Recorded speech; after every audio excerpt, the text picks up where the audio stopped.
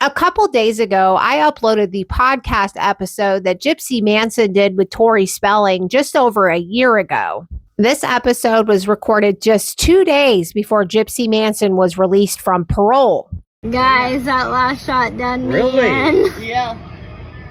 This was also well before Into the Weeds had released all the FOIA files to the public. So I would love to ask Tori Spelling, do you still feel the same way about Gypsy today as you did then? I just about bit my tongue in half having to upload that full episode without saying a thing. So this is Tori and Gypsy's Act 1 with commentary. So I slid into your DMs. Yes. which is so bizarre. Like, you know what's bizarre is that Tori Spelling was fangirling over a murderer. So bizarre. Would you let Gypsy babysit your children, Tori? I know that we want hopefully lots of children, but we're gonna protect them and keep them educated on what not to say in front of people and make sure that they understand the severity of keeping them a secret. And if we have a girl, the way it has to be is if we have a girl, she has to lose her virginity to you because you are the master of the household. So I'm gonna have to explain that to her whenever she comes of age where it's time to explain it. Other than that, like when she's 7, I won't explain that, but around 13, I'll explain. I don't know. People always think it's like, someone that's looking to hook up. Like I always talk about like, oh, that guy slid into my DMs and here I am. But it was like mom based. It was when you announced you were pregnant. So mom to mom, I slid into your DMs to just say hi. And you responded, and we've carried on this DM relationship until now.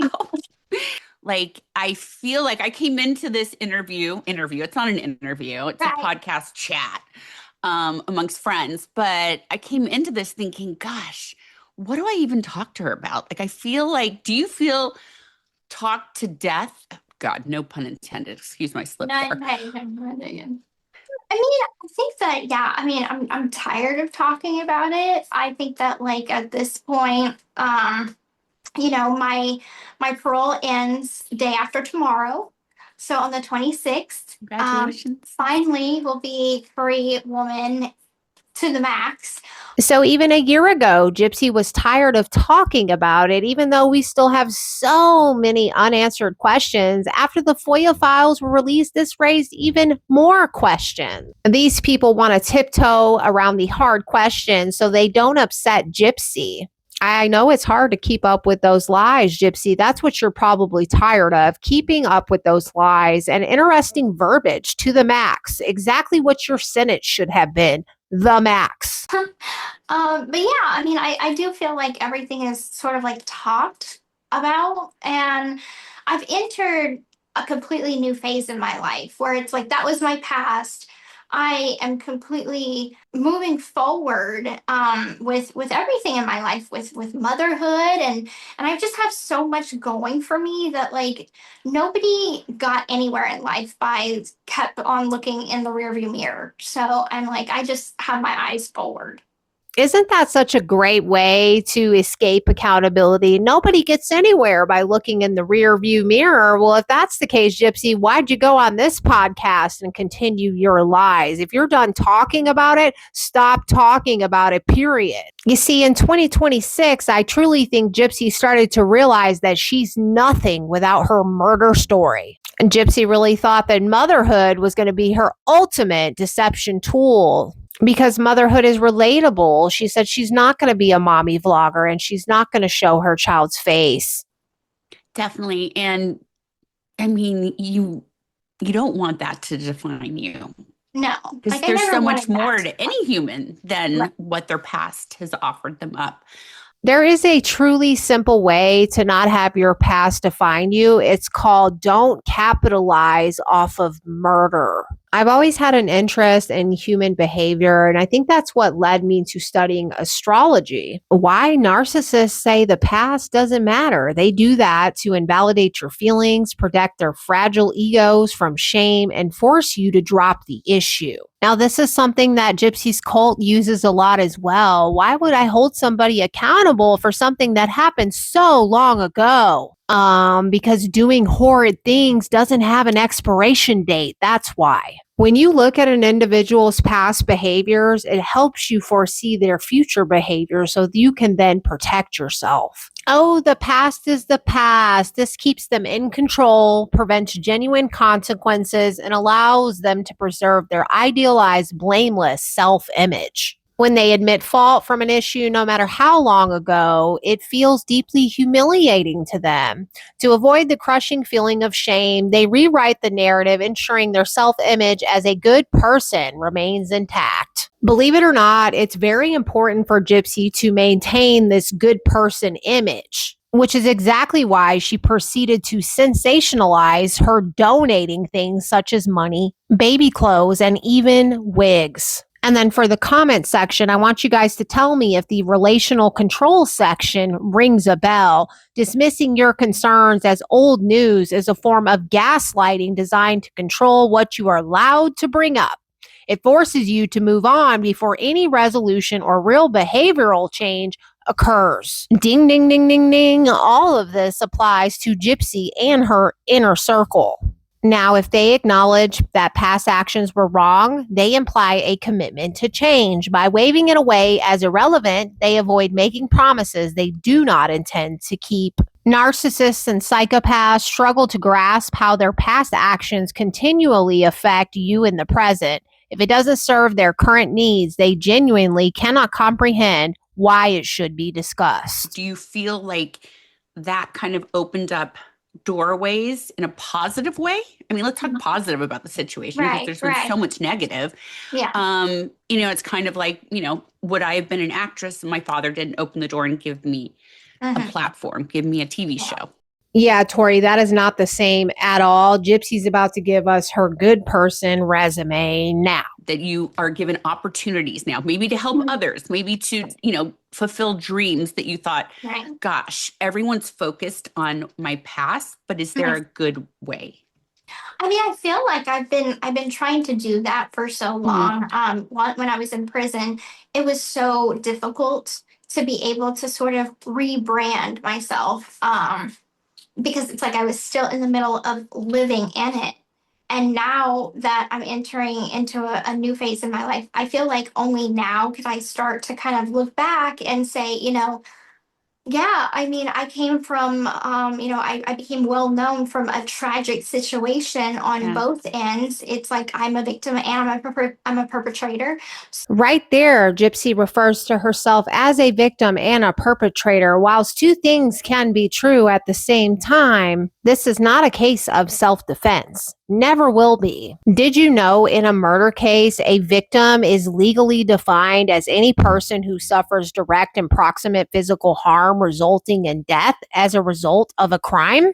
Not a victim. So, getting out of the shadow of that is the hardest thing, to be able to have a platform to which to stand on that is respected. It's like, I feel like it is only whenever I can break out of that mold that defines me. And it's like, I don't want to be defined, but unfortunately I am. The reality is I am. I truly didn't know that this video was going to turn into a lesson on narcissistic behaviors, but here we are. Gypsy heavily relies on the shadow and refers to it frequently, whether it's the shadow of her being a convicted murderer or the shadow of her mother. They talk about escaping this quote-unquote shadow because they heavily rely on projecting their own disowned flaws, shame, and insecurities onto others. By framing their toxic traits as someone else's shadow, they avoid accountability, shift blame, and protect their fragile, grandiose self-image. In psychological terms, the shadow represents the hidden, rejected parts of oneself because narcissists cannot consciously tolerate acknowledging their own flaws. They subconsciously dump the darkness onto the people around them.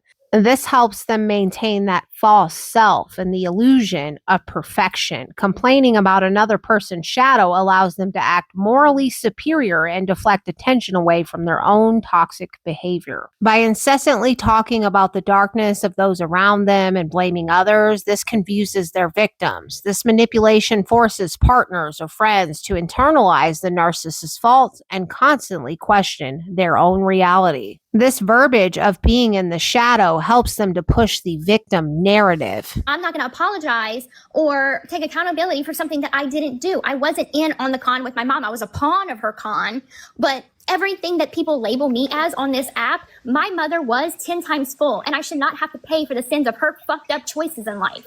That was her. This crazy Blanchard. I'm sorry. She was a fucking con artist, and she was a shit piece of mom. Like, she was not a good mom. And so what is the course of action moving forward? It's taking accountability and saying, you know what? Yes, I am branded a murderer, and I did do the crime. I did do the time. Owning up to my actions is what it's all about, and saying I'm not perfect. I made wrong choices, but this is what I'm doing today to try to move forward. I can never bring back the life that was taken. I can never unhurt the people that were hurt. But I can at least try and do some good with it. And I've been trying to break out into advocacy. And I've been trying to figure out what that looks like for me.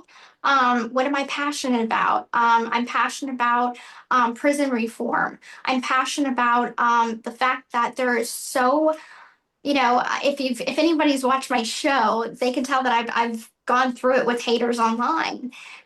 So I'm kind of stepping into the realm of saying, hey, I'm experienced in being cyberbullied, and I don't think it's right. And there's some things in the system that need to change.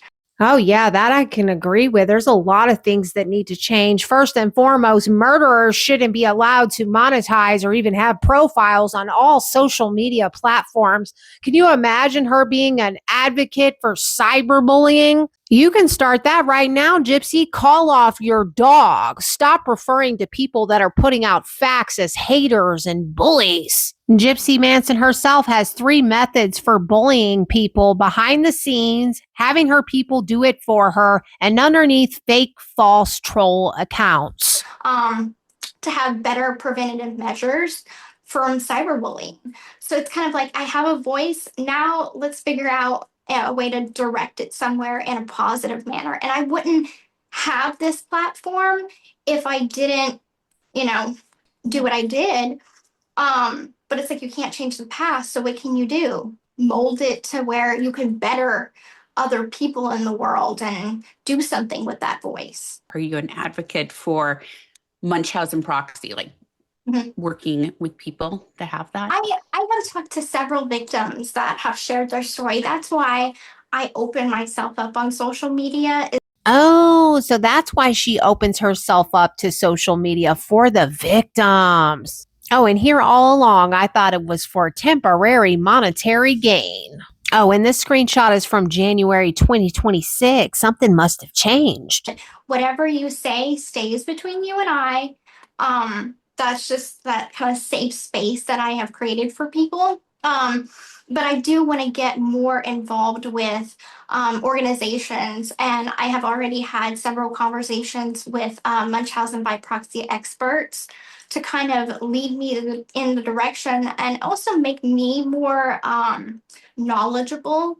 Yeah, but Gypsy, I thought you lived it. You would have to be the most knowledgeable of all. Because I can only go on my personal experience. There are so many different people that have gone through Munchausen by proxy, but had a different experience. Sorry, I think I said the wrong name. Oh, you're fine. It's kind of a hard word to say. So it is definitely. But you believe, like deep down in your soul, is that what your mom had? I do. Even the doctors had put in the medical records, mother is suspected of having Munchausen by proxy. And that's unfortunately where the system is failing. Is there's not enough education about Munchausen by proxy. There is probably about a paragraph that doctors learn about in school.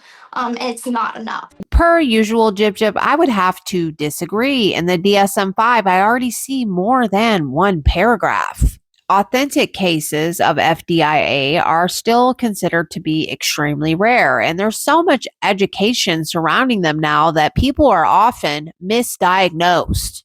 I truly hope you're enjoying the Jip counter. Did you know that liars often use filler words like because they are navigating a high cognitive load? Fabricating a lie requires intense mental energy. They must consciously invent a believable story while suppressing the truth and monitoring the listener's reaction, leading to noticeable pauses. Right. I've read that it's like the heart, like not curable. Do you feel like she could have been cured? I feel like the system failed her just as much as the system failed me. Because you have to remember, she grew up in the, 80s, and, I was born in the 90s, and mental health wasn't talked about as much as it is now. And so her own family did not recognize those signs. They just kind of was like, okay, she's the black sheep of the family. She's a little weird. They just categorized her like that and didn't look into the fact that she did have trauma. There was things that happened to her in her childhood that caused her to have trauma. And it went unchecked. She was supposed to be on medication. She did not take her medication like she should have, or at all once we moved to Missouri. I don't know if you guys noticed that, but when she starts talking about her mother, there is a large uptick in the ums. She was all about giving you medication, but she didn't take her own. Mm-hmm. And did you know she was on medication at the time? When I was, I grew up with a mother that said that she saw, shapes and shadows and heard voices. So it's like I knew that she had a lady that would come to the house, and this is when we lived in Louisiana. So I may have been 13, 14 years old, and I knew there was a lady that would come to the house to talk to her, but I still didn't understand the scope of, who that lady was, and she was a therapist. And her psychiatrist. So when we moved to Missouri, she didn't follow up with her care. And she wasn't put on her medication because she wasn't seeing anyone anymore. And so it's like that is where the system failed her. Right. And at what point did you realize that you weren't sick? Honestly, I always knew that I could walk. And I talk about this in my book, My Time to Stand. I knew that I could walk, but it's kind of like, growing up, my mom said that I had all these medical issues, starting off with sleep apnea, then a seizure disorder from birth, so from infancy. So growing up, it was sort of distorted what I knew that I had and what I didn't know. It wasn't until my later teen years that I started to kind of piece together, well, I haven't had a seizure. I don't feel like I have epilepsy. And then it wasn't until I got arrested that I knew the full scope of I'm perfectly healthy. Perfectly healthy is crazy. For her to sit and say that her mom diagnosed her with all these issues, no, these certified doctors diagnosed you with all these issues that started at infancy with your microcephaly. Do you remember when she left this comment pointing out what was supposed to be unnecessary? The G-tube placement, that G-tube saved her life. Prove me wrong. The teeth are the biggest lie that Gypsy made. Multiple extraction of several teeth. Yes, I had dental cavities, but it wasn't necessary to remove the teeth. They could have been saved. Do you understand how much money it costs to save teeth, Gypsy? And then she quoted that Dee Dee said, but she said remove them because she isn't a vain child. She won't mind. Like, girl, are you pulling that from the act? Gypsy continues with, like, who the hell wouldn't mind, especially a teenage girl? And yeah, she may not have understood the cost of having teeth fixed at that age, but she knew when she went to prison, which is precisely why she had the remaining 17 teeth pulled while she was locked up to save money. She talks about it in the prison emails. Listen to her sit here and lie to Tori. What happens now when you feel sick? Do you doubt yourself? No, I mean, So typically I ingrained don't. in you? Typically, I just get like the common cold. But I am hesitant to like go to doctors. I feel like Hmm. I was the same way in prison. I wasn't one of those inmates that would go to the sick bay for anything. Oh, but she had no problem whatsoever having those teeth pulled while she was in prison. Because Um, they failed you the whole way. exactly. It's just I'm a little mistrusting. Um, I understand. I just don't understand how doctors didn't see that you were healthy. Or if they did, she would just take you to another doctor. yes, so that is very common, which with parents with Munchausen by Hmm. proxy. So um, all the test results were coming back normal. So it is very questionable, and I still question it to this day. Like, why is the test results coming back normal? But you're going off of just what my mother said alone. Yeah, but the test didn't come back normal, Gypsy. That just didn't happen at all. You had an extended stay. Multiple testing ran at that feeding hospital before they decided to place a permanent feeding tube. They didn't come back normal. You see, this feeding tube lie is the most extensive one that she has to cling to for dear life, the most invasive. Right. So, And do you feel, I mean, congratulations on Aurora. oh, thank you. Christy's been um, looking after her right now. I was like, I have to do this podcast. Please look oh, after sorry, her. we'll get you back to her soon. Has she been sick at all so far? No, she hasn't. It's funny because it's like for me, I'm hesitant with doctors, but for her, I'm like, I feel like I'm normal. You see, that's actually not how genuine trauma works. You don't get to just turn it on and turn it off when it's convenient for you. If she was so traumatized by her mother and these doctors, it would trickle down to her being a mother, meaning she would have fear and hesitation when it came to taking her daughter to the doctor, which further proves that the abuse never happened medically or physically. Instead of Gypsy praising her mom and being thankful for the medically necessary procedures and intervention, she has her head cut off while she's sleeping in bed. So that's kind of like that. I'm grateful that I am at that point where it's like I'm not projecting my mistrust onto Right. her care. Oh, did you catch that? There was no ums there. And with these next statements that Tori's going to make, Gypsy's probably diagnosing her with FDIA. Well, you're a mom. Yeah. Take everything that's happened to you out like you're a This normal is mom. And normal. especially Yeah. it's your firstborn. Yes. Oh my gosh. I remember with my first two, they would just barely like sneeze. I'd be like, oh my God, we have to go to the emergency room. Like it was always a big deal. Oh, but Tori, by Gypsy's standard, you're not allowed to do that, especially with your firstborn. Medical intervention? Oh no. Be worried when they're sick? Oh no. Take them to the doctor? No, that's Munchausen by proxy. Yeah. Um, did your relationship with your mom, was it put into a different light when Aurora was born? It was in a pretty impactful way.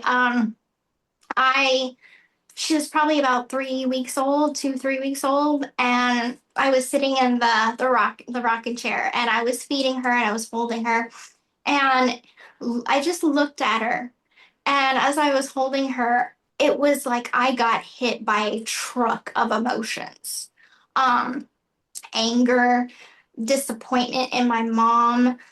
Looking at how much I love my daughter, I'm like I could never imagine how anybody could hurt, harm, or do anything to their child, their own flesh and blood, like what my mom did to me. Well, you see, I feel the same exact way about what you did to your own flesh and blood, Gypsy. How could you do that to your own mother? No tears, sympathy, or remorse did she ever show for Dee Dee or Nick. And it was like I felt like I had hit a level where I was coming to forgive her. I was coming around to claim myself as healed. Mhm. And that happened. And then I'm like back to square one. And I'm just like, I'm choosing to never let my daughter go through anything like what I went through. You see, this is where we differ from psychopaths. Me personally, I had a dysfunctional relationship with my mother. She didn't raise me. And when I had my son, I wanted to repair that so he could have his grandmother in his life. Do you want more kids? I do. But we will have to use IVF for our next one, because the one medical condition that I actually do have, it's called microdeletion, 1Q21.1. So it's just a long word for I'm missing a small piece in each of my first chromosome. So that is something that could potentially be passed down to every child that I have. Every child that I have has a 50-50 shot of having it. Aurora has been tested and she came back negative, thank God. Notice how she uses minimalistic language when describing her rare genetic condition and turns right around in the same breath and says, thank God, out of relief that her child doesn't have this condition. But I thought you were unscathed, Gypsy. If you were so unscathed and this condition meant nothing, why the need for IVF? Why the need for relief that your daughter didn't contract it? Do you think you will forgive your mom one day? If you've been close to it, do you think it Yeah, can I've been get back close there? to it. I've been close to it, so I think I can get back there. I think the important thing that brings me closer to forgiveness is, the fact that she was a victim, but not only my victim, she was also victimized by her grandfather. Her father, which is my grandfather. She suffered child abuse herself. Um, I feel like that humanizes her in my mind. And I'm able to relate a little bit on that level. So, um, looking at her not as, you know, the mother that abused me, the mother that kept me from having a normal life, looking at her at a different angle is, I think, what's going to get me there. So that's the thing that is going to open up Gypsy's heart to forgive her mother, Dee Dee Blanchard, not the fact that she birthed her and raised her to an adult the age of 23. You would think the fact that she's her mother alone would be enough to forgive her. And forgive her for what? All because Dee Dee didn't want Gypsy to be dating older men like Dan Glidewell or weird men like Nick Godejohn. And I talked to a Munchausen by proxy expert, and the one question I kept having that I never knew and didn't have any clarification on is, was my mother aware of what she was doing? Was there that culpability there? And the expert told me, yes, she was aware. People that have that are aware of what they're doing. So unfortunately, that's just something that like now I have to kind of cope with, and that's a hard pill to swallow. Throughout this interview, she has spoken about a Munchausen by proxy expert, and I wonder if she's talking about Andrea Dunlop, the woman that has no degree and falsely accused her own sister of having Munchausen by proxy. Yeah, Andrea and her parents continuously accused her sister of having Munchausen, so much so that they took her children. When she went to court, her sister was not only given her children back, but they filed a lawsuit against those claims. Yeah, I don't believe she's referring to any doctors, not Beatrice Yorker or Dr. Flasterstein. I believe she's referring to Andrea, the person that she's buddied up with, who I even thought may help kickstart her podcast. I did an entire deep dive into Andrea Dunlop and her sister's situation. It was awful what they did to her. Do you feel the need to defend your mom? Beginning, I did. In the beginning, I kind of was like, I had just got arrested and I didn't want my mom's memory tarnished. I was still in this kind of I hate her, I love her frame of mind. So it was like I didn't want people to look at her like a bad mom, because I'm like, there's nothing left of her but a memory. At the end of it all, there's nothing left but our reputation, our legacy, and what is hers. So it's like I don't like it when people call her a bad person. I'm not gonna say she was a perfect person, she wasn't. But I also it's not their place, and they didn't go what I went through to talk about my mom. Does that make sense? I guess Gypsy feels like since she's the one that took her mother's life, she's the only one that's allowed to talk bad of her. That's like some demon stuff. You have ruined her legacy, Gypsy. You have ruined the Blanchard name, and there's no coming back from that. And as hard as us out here try to clear her name, it'll never be fully cleared 100%. And until Gypsy fully decides to come clean, which I don't think will ever happen, maybe on her deathbed, people will continue to believe her lies. I guess Gypsy believes since she stole her mother's soul, she's the only one entitled to tarnish her name, which she's going to continue to do for the remainder of this podcast interview. I just thought that she was just that way. I tossed it up like she's a controlling helicopter bad mom that, it's just so controlling. So I didn't really know that there was a diagnosis for it, and then that other moms and other caregivers and other parents have this. I didn't know it was a thing. That's because it wasn't a thing, Gypsy. It wasn't the truth. This was a premeditated defense so you could get a sweet plea deal.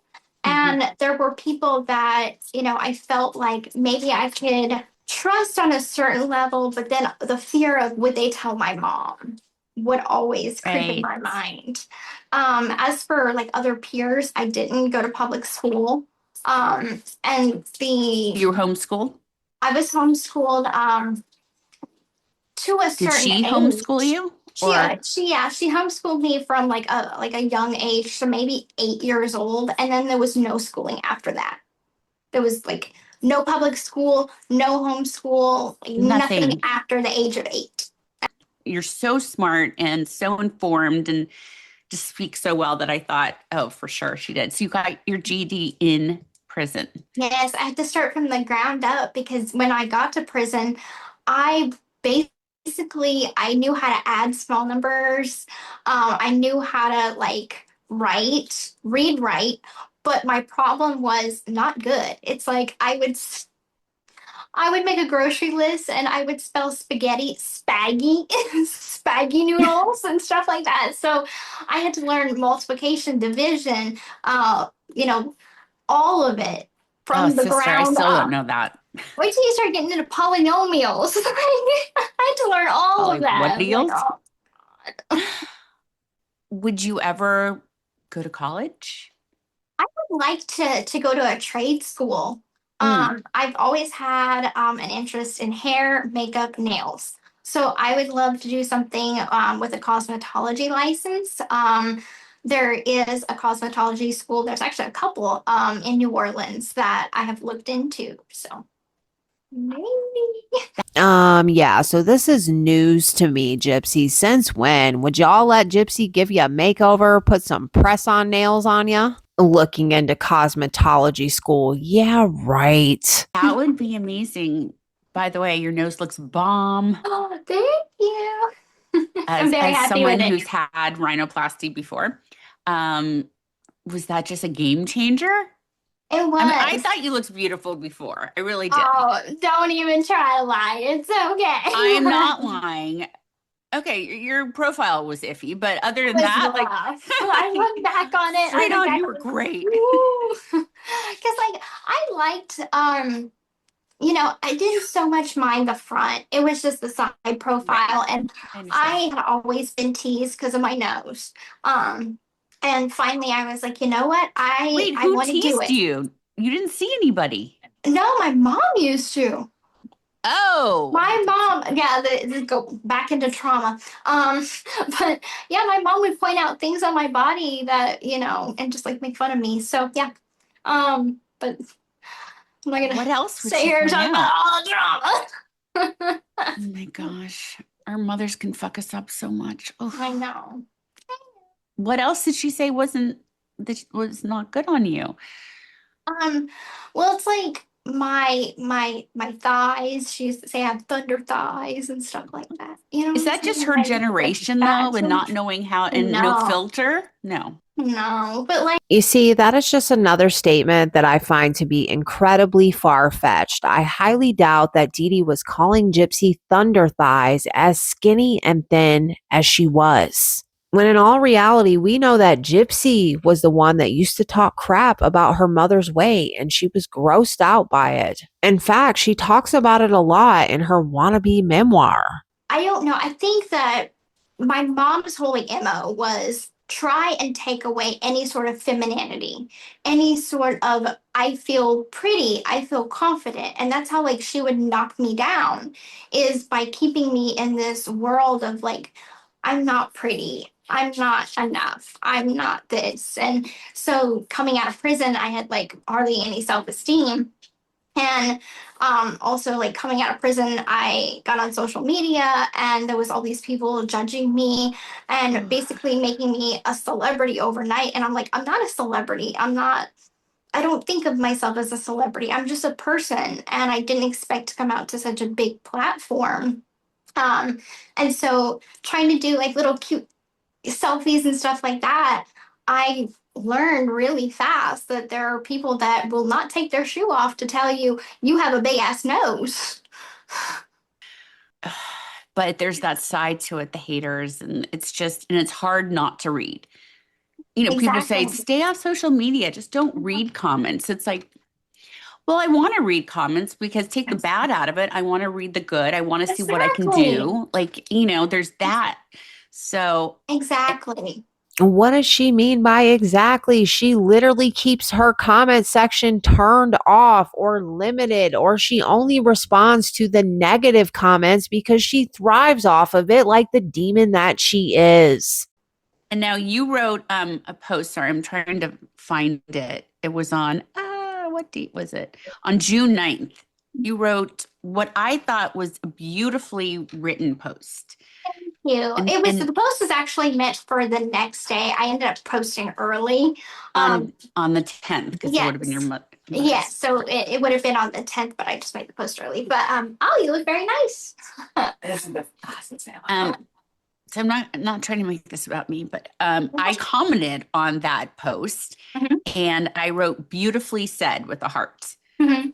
I mean, I get haters left and right, but the amount of haters I got from writing that comment, what like someone making people are making TikTok videos like, I can't believe you like said, Yes. what are you doing? Mhm. And I stand by it. Mhm. Um, I didn't say in the comment whether I agree or disagree with anything that's happened in your past. Right. And it's that, again, that's not my place to agree or disagree. That's your story. Um, but I was just saying, I thought your words were beautiful and it was Thank you. eloquent and very powerful. But it's just, I mean, what you get is 10 times, but it was just one little inkling of like, wow, oh, you're jumping on her bandwagon. Right. Right. And so many people called me and were like, oh my God, take down that comment. Mhm. And I was like, no, I don't want to. Like, I stand by what I said, and Well, it's thank already you for out there. that. Yeah. I did look because I kind of wondered, if you would take the comment down or not. I wouldn't have blamed you if you took it down. But I remember when I had posted a video and Demi Lovato had posted a comment and she Mhm. got just as much backlash and she ended up deleting the comment. And I don't blame her for it because it is kind of like I am a controversial figure. Um, and I don't want anyone to receive backlash just because little old me. I don't want that for anybody. So it's kind of like if they do take it down, I understand. But it speaks volumes if you keep it up. Yeah. Well, Tori, that post was beautifully written the day before the anniversary of the murder because it was probably Chat GBT. And I feel like I vaguely remember this post that they're talking about. And then Gypsy says that she doesn't want anyone to get backlash from associating with her. Then why does she continue to put these brands in her video? She doesn't care about that. Come on, Tori, you've been duped. Oh my gosh, what are you going to do in 48 hours? You're a Um, free woman. I know. Well, I do have a party get together with some of my Nice. friends, so I'm excited about that. We're gonna go to New Orleans. I get to have my first alcoholic beverage. I've never drank in my life, so Oh my gosh. Yeah, because on Wait. parole, you can't drink You alcohol. can't drink. You can't hide Yeah. it. No, I'm just kidding. Oh.